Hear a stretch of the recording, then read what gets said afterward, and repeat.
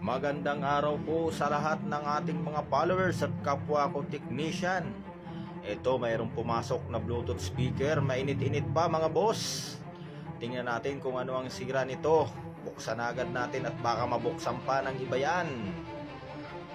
Tingnan nga natin, silipin natin kung ano ba talaga ang pinakasira niya. Okay.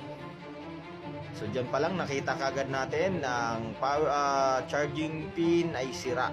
Palitan na natin yan. Tara!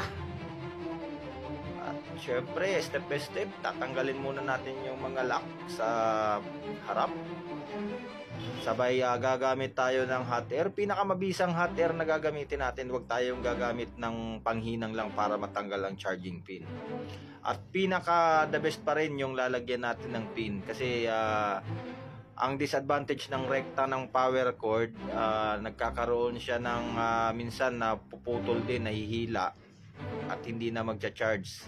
At medyo pangit na tingnan yung design ng Bluetooth speaker kapag ka naka power cord na siya, naka-rekta na tinatawag. So tatanggalin lang naman natin yan mga boss.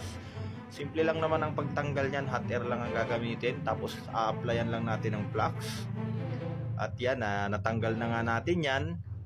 Siyempre, lalagyan natin ng panibago yan. Nilalagay na natin yung bagong charging pin. Brand new yan, mga lods. Galing pa China. Okay, natapos na, mga boss. Yan, oh. Sulit ang pagkagawa. Pasok na natin. Tingnan natin kung talagang magcha-charge na yan. Balik na lang ulit natin yung mga lock. Katulad ng pagtanggal natin, kung paano natin tinanggal, siyempre, ganun din ang pagbalik. Walang labis, walang kulang. Para matuwa din si client sa ating mga pinagagawa. At yan, hinihigpitan na natin. Balik na natin yan. Tingnan natin. Siguraduhin lang po natin na ibalik natin ng maayos, pati yung mga lock. Okay. Yung mga wire natin, siguraduhin natin na akma doon sa mga pinaghugutan natin kanina.